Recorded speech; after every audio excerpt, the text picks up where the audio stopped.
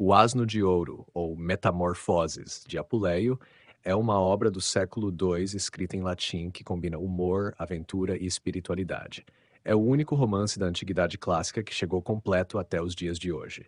A trama segue Lúcio, um homem curioso que acidentalmente se transforma em asno ao tentar praticar magia, e narra suas desventuras enquanto tenta recuperar sua forma humana. Algumas das principais ideias e temas do livro incluem a curiosidade humana e suas consequências. A história de Lúcio gira em torno de sua curiosidade por práticas mágicas e como isso o coloca em situações cômicas, perigosas e degradantes. Apuleio explora como o desejo de saber ou experimentar coisas proibidas pode levar à queda, mas também ao aprendizado. A condição humana e a transformação. A transformação de Lúcio em asno é uma metáfora para a vulnerabilidade humana, mostrando como as pessoas podem se sentir impotentes e desumanizadas diante das adversidades. Sua jornada como animal o força a refletir sobre sua vida e suas escolhas. O papel do destino e da providência. Embora a vida de Lúcio seja cheia de reviravoltas aparentemente caóticas, Apuleio sugere que há um propósito maior governando os eventos. Isso se torna claro no final, quando ele encontra a deusa Ísis, que simboliza a redenção espiritual. A crítica social, o livro contém sátiras das classes sociais, práticas religiosas e costumes da época. Por meio das experiências de Lúcio, Apuleio critica a hipocrisia e os vícios humanos, como a ganância, o egoísmo e a luxúria, a espiritualidade e a redenção. No final, a história assume um tom mais sério, com Lúcio sendo salvo pela intervenção divina de Ísis. O romance enfatiza o poder da espiritualidade e da devoção para alcançar a redenção e o autoconhecimento. Histórias dentro da história. A obra é composta por episódios independentes que Lúcio testemunha como asno, incluindo contos que capturam aspectos da vida cotidiana e do folclore. O mais famoso desses contos é o de Cupido e Psique, que aborda o amor, a confiança e a superação de provas difíceis. No geral, o Asno de Ouro é uma mistura de humor, drama e filosofia, combinando elementos de crítica social e exploração espiritual, com uma mensagem sobre a transformação pessoal e o papel da fé no renascimento.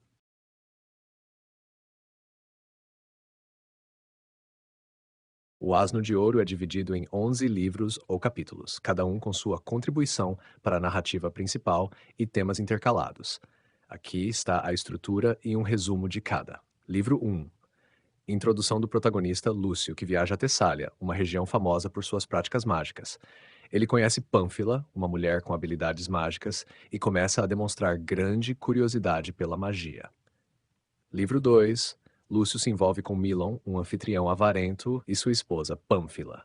Ele começa a investigar os rumores sobre as práticas mágicas de Pânfila, enquanto se aproxima de Fotis, a serva de Milon, que será fundamental na trama. Livro 3. A curiosidade de Lúcio leva-o a tentar realizar magia com a ajuda de Fotis. Ele acidentalmente transforma-se em asno ao invés de realizar a magia correta.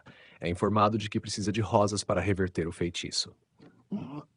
Lúcio, agora asno, é roubado por ladrões e passa a sofrer diversas humilhações enquanto tenta sobreviver. Este livro também introduz histórias secundárias, como a de uma jovem sequestrada pelos mesmos ladrões. Livro 5. Início do conto de Cupido e Psique. Psique, uma mortal de beleza incomparável, é levada a um palácio mágico onde vive um relacionamento secreto com Cupido que a proíbe de olhar para ele. Livro 6. Continuação e conclusão de Cupido e Psique. Psique trai a confiança de Cupido ao olhar para ele, mas após várias provações impostas por Vênus, eles são reconciliados e Psique é imortalizada. Livro 7. Retorno à narrativa principal. Lúcio continua suas desventuras com diferentes donos. Ele presencia situações que criticam a ganância, a violência e a corrupção na sociedade romana. Livro 8. Lúcio é vendido para novos mestres e testemunha episódios trágicos e cômicos. Histórias secundárias, como a de uma mulher infiel punida de forma cruel, são intercaladas. Livro 9. Mais provações para Lúcio, que continua em servidão. Ele é forçado a realizar trabalhos pesados e observa o comportamento humano cada vez mais cínico em relação às fraquezas e vícios das pessoas. Livro 10. Lúcio, agora propriedade de um sacerdote corrupto, é usado em performances públicas degradantes. O capítulo é uma crítica feroz à hipocrisia religiosa e ao abuso de poder. Livro 11. Clímax e desfecho da narrativa. Lúcio, desesperado, ora a deusa Ísis, que aparece para ele em uma visão e o instrui a participar de uma cerimônia religiosa. Ele come rosas sagradas e recupera sua forma humana. Lúcio torna-se devoto de Ísis e inicia uma vida de espiritualidade. Essa estrutura mescla aventuras, críticas sociais e temas espirituais, além de histórias secundárias que enriquecem o contexto e os temas centrais do romance. O Asno de Ouro de Apuleio foi interpretado de maneiras diversas ao longo dos séculos, refletindo os interesses e preocupações de cada época. Filósofos, literatos e psicólogos analisaram a obra como uma metáfora rica, cheia de simbolismo sobre a condição humana, a transformação e o renascimento. Aqui estão algumas das principais perspectivas. Filosófica. A jornada de Lúcio tem sido frequentemente interpretada como uma alegoria filosófica. Neoplatonismo. Alguns estudiosos, como Agostinho de Hipona, consideraram o romance como uma narrativa de ascensão espiritual. O encontro final de Lúcio com a deusa Ísis foi visto como uma metáfora para a purificação da alma e a busca do conhecimento divino. Moral e ética. A obra reflete sobre os perigos da curiosidade descontrolada, os vícios humanos e a redenção por meio da virtude e da fé, temas que dialogam com a filosofia moral da antiguidade. Literária. Críticos literários exploraram o estilo e a estrutura do romance, considerando-o uma obra-prima da literatura romana. Influência na narrativa moderna. A mistura de humor, tragédia, contos intercalados e temas elevados influenciou gêneros posteriores, como o romance picaresco e o realismo mágico. Escritores como Cervantes e Boccaccio foram inspirados pelo modelo de histórias interligadas e pela sátira social. Interpretação alegórica.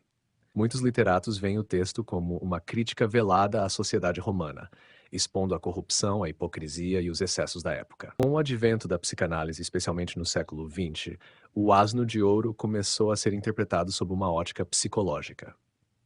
Carl Jung e a individuação. A história de Lúcio foi lida como uma jornada de autoconhecimento e transformação interior, alinhada ao processo de individuação descrito por Jung.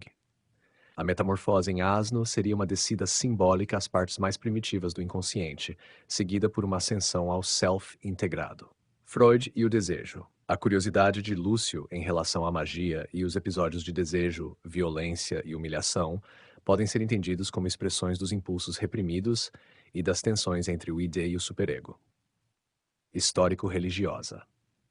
A relação entre Lúcio e Ísis foi interpretada como uma reflexão sobre as práticas de iniciação dos mistérios religiosos no mundo greco-romano. Rituais de mistérios.